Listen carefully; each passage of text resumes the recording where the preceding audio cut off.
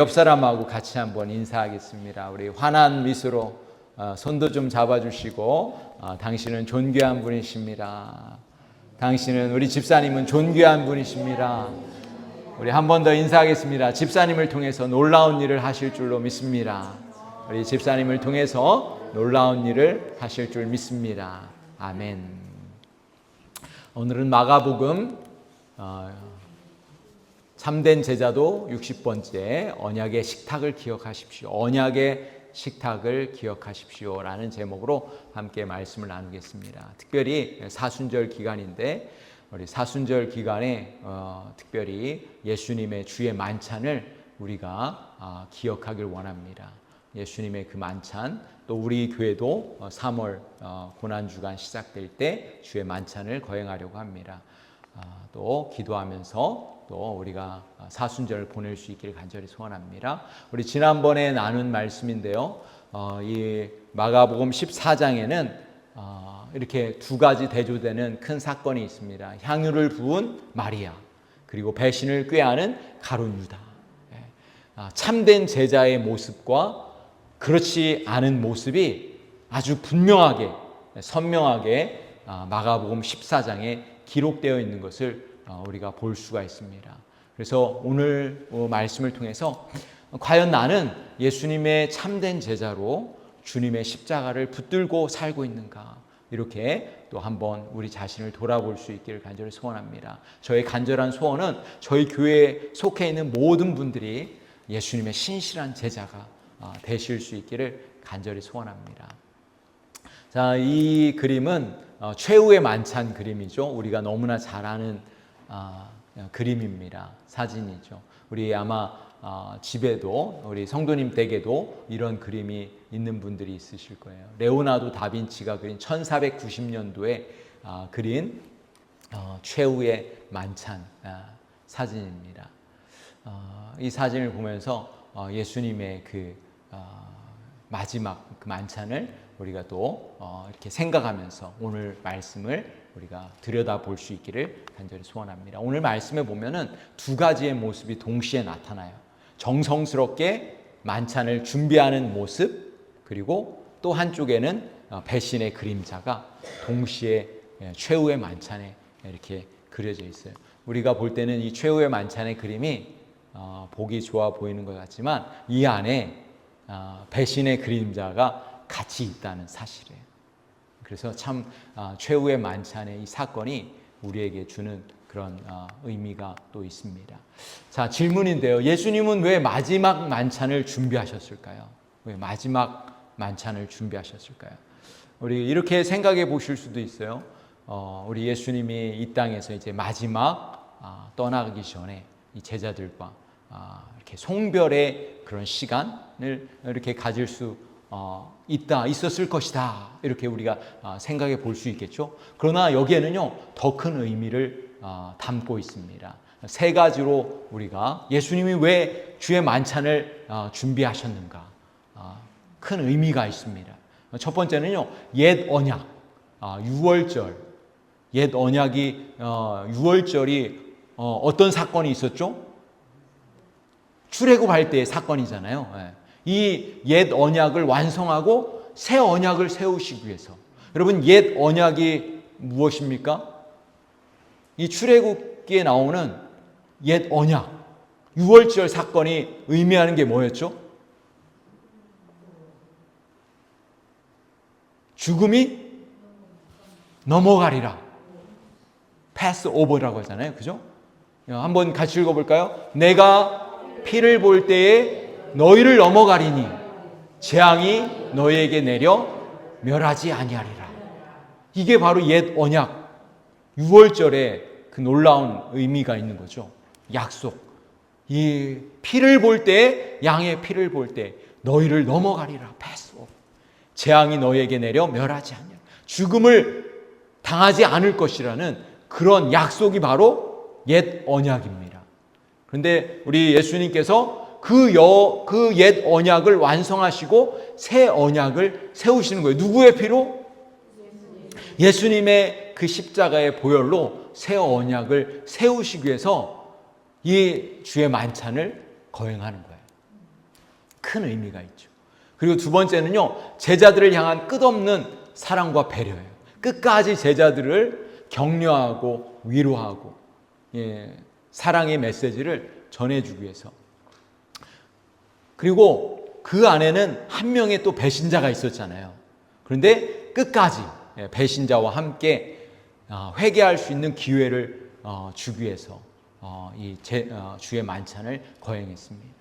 그리고 세 번째는 기억하고 전승하기 위해서, 예수님의 그 마지막 만찬을 계속해서 기억하고 전승하기 위해서 예수님께서 주의 만찬을 하신 거예요. 그래서 우리도 주의 만찬할 때 시작할 때 예수님의 그 사건을 우리가 예수님의 주의 만찬을 행하여 나를 기념하라, 이렇게 그 주의 만찬 상에, 이게 앞에 있는 게 주의 만찬 상이에요. 그래서 교회 안에는요, 이 설교단, 하나님의 말씀이 선포되는 이 단도 중요하지만 주의 만찬 상도 단도 중요해요. 그래서 예수님의 그 십자가, 그 사건을 기념하는 그것을 우리 성도들에게 전해주기 위해서 주의 만찬을 거행하신 거예요. 자, 오늘 사건에서 저희가 몇 가지 중요한 내용들을 좀 다루려고 하는데요. 첫 번째는 하나님의 주권 안에 있는 철저한 준비가 주의 만찬 가운데 있었습니다. 이 유월절 음식을 어디서 준비해야 합니까? 이렇게 제자들이 12절에 보면은 유월절 음식을 어디서 준비해야 됩니까? 그러니까 예수님이 뭐라고 하냐면 두 제자를 보냈어요. 그러면서 물 한 동이 가지고 가는 사람을 만날 것이다. 그러면은 그 사람을 따라가라. 그러면 그 사람이 너희를 위해서, 우리를 위해서 주의 만찬을 준비할 수 있는 그 방을 내줄 것이다. 이렇게 말씀해요. 한번 같이 읽어볼까요? 13절 14절. 예수께서 제자 중에 둘을 보내시며 이르시되 성내로 들어가라. 그리하면 물 한 동이를 가지고 가는 사람을 만나리니 그를 따라가서 어디든지 그가 들어가는 그 집 주인에게 이르되 선생님의 말씀이 내가 내 제자들과 함께 유월절 음식을 먹을 나의 객실이 어디 있느냐 하시더라 하라. 여기 이 말씀을 자세히 보면요, 예수님은 어떻게 아셨을까요? 성에 들어가면 물 한 동이를 가지고 가는 사람을 만날 것이다 이렇게 얘기했잖아요. 어떻게 아셨을까요? 예수님이 미리 아신 거예요, 그거를. 그리고 그 두 명의 제자를 보낸 거예요.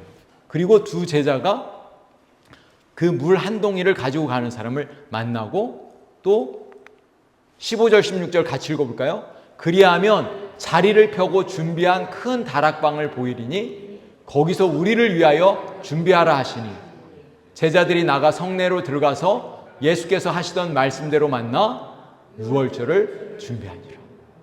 아멘. 예수님이 이 유월절을, 이 중요한 사건을 앞에 두고 미리 다 누구를 만날지, 제자들에게 미리 어떻게 해야 될지를 다 준비하는 모습을 볼 수가 있어요. 이 사건이, 유월절 이 만찬 사건이, 마지막 만찬 사건이 그만큼 큰 중요한 사건이었기 때문에 예수님께서 철저히 준비하고 미리 제자들을 그렇게 준비시켰던 것을 볼 수 있습니다. 여러분, 우리의 인생을 주관하시는 분이 누구실까요? 우리 하나님이십니다. 저와 여러분을 여기로 인도하시는 분이 누구실까요? 하나님이십니다. 여러분, 놀랍지 않습니까? 우리의 인생을 주관하시는 분, 그분이 내 인생을 여기까지 인도해 주셨어요. 병원에 갔더니 우리 정명자 자매님하고 이렇게 이야기를 많이 나눴어요. 그랬더니 이분이 참 자기의 살아온 인생을 이제 마치 죽음을 맞이하는 것처럼 그렇게 고백을 하시더라고요. 고백하시면서 이제 죽어도 나는 여한이 없다, 그런 마음으로 수술에 들어가시더라고요. 그러면서 그동안 자신이 이렇게 잘못한 것들, 회개하시고 또 마음을 비우시고 욕심을 다 내려놓고 그런 얘기들을 쭉 하시더라고요. 자신의 인생을 하나님이 여기까지 인도해 주셔서 더 이상 바랄 것이 없다, 감사하다, 이런 고백을 하시더라고요. 여러분, 우리도 우리의 인생을 주관하시는 하나님 앞에 늘 그런 고백을 하면서 살아가실 수 있기를 간절히 소원합니다. 우리의 인생이 오늘이 마지막인 것처럼 우리가 살아간다면 우리 하나님 앞에 감사할 수밖에 없는 줄로 믿습니다.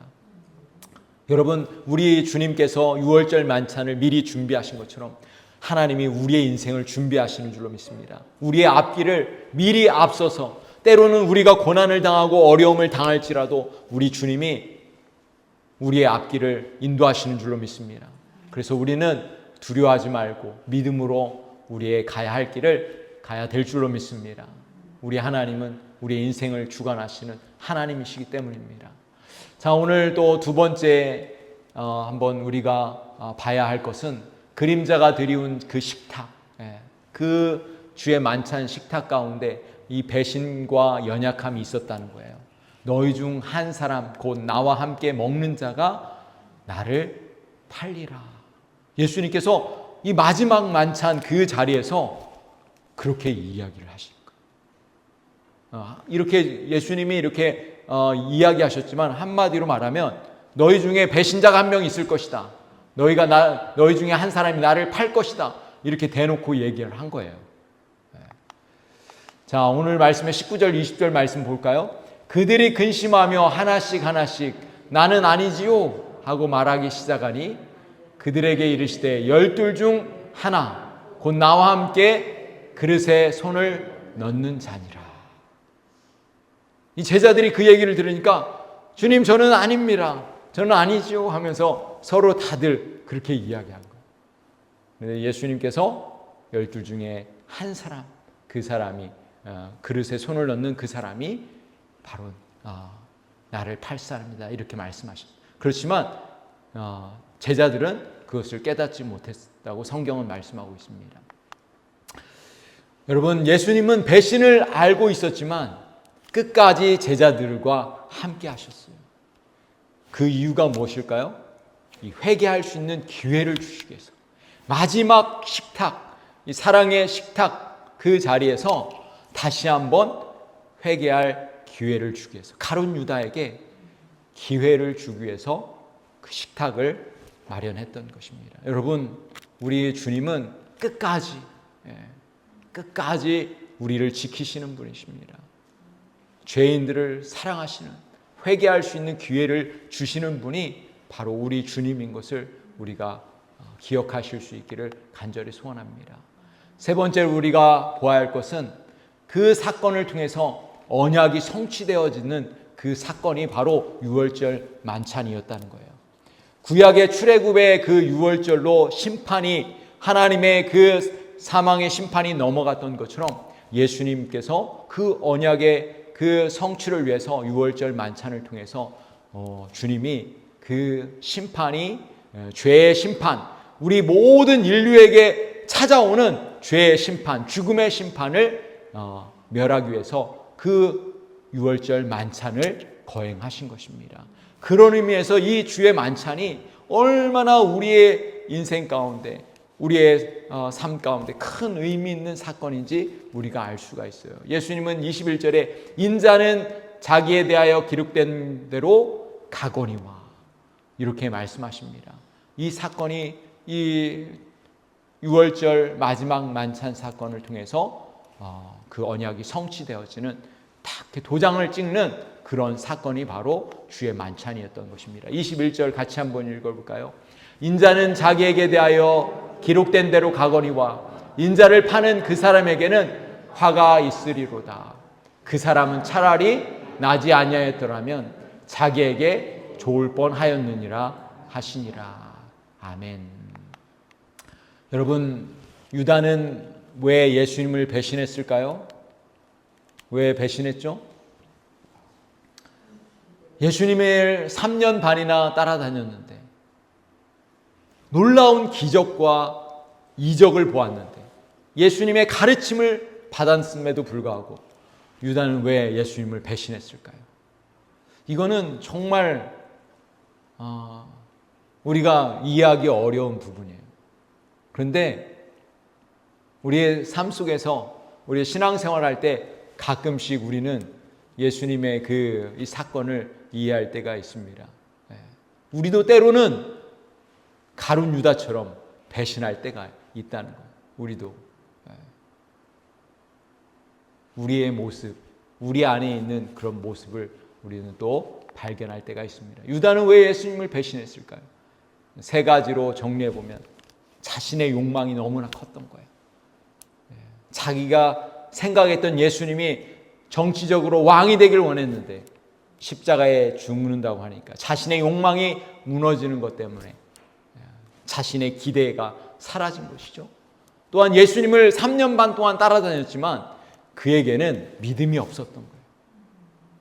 여러분, 교회를 오래 다닌다고 해서 다 좋은 믿음을 갖는 것은 아닙니다. 그렇죠? 때로는 예수님을 믿는다고 하면서 가룟 유다 같이 그렇게 불신앙의 모습으로 우리가 예수님을 배신하는 그런 경우도 있다는 거예요. 그리고 결정적으로 유다가 왜 예수님을 배신했느냐? 마귀에게 틈을 주었기 때문에. 어떤 틈을 주었어요? 자, 한번 볼까요? 누가복음 22장 1절에 3절 말씀입니다.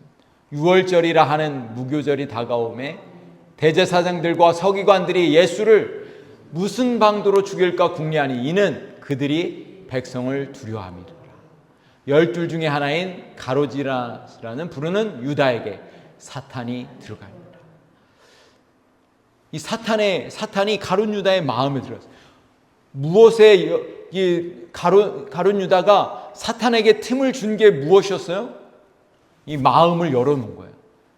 마음을 굳건하게 지키지 못한 거예요. 믿음을 지키지 못한 거예요. 그래서 이 가룟 유다에게 사탄이 들어간 겁니다. 여러분, 성경은 신약 성경에는 이렇게 말씀하고 있어요. 같이 한번 읽어보겠습니다. 그런즉 거짓을 버리고 각각 그 이웃과 더불어 참된 것을 말하라. 이는 우리가 서로 지체가 됩니다. 분을 내어도 죄를 짓지 말며 해가 지도록 분을 품지 말고 마귀에게 틈을 주지 말라. 여러분, 우리 믿음의 성도들이 죄를 지으면, 분을 내면, 선을 행하지 않으면 이 마귀가 우리에게 들어오는 거예요.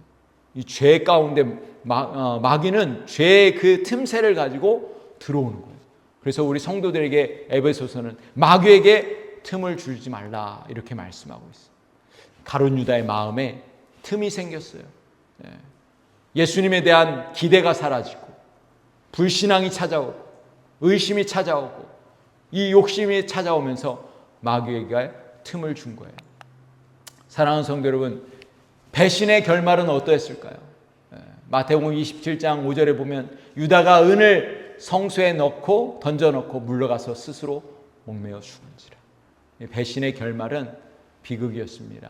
또 사도행전 1장 17절 18절에도 같이 읽어보겠습니다. 이 사람이 본래 우리 수 가운데 참여하여 이 직무의 한 부분을 맡았던 자라.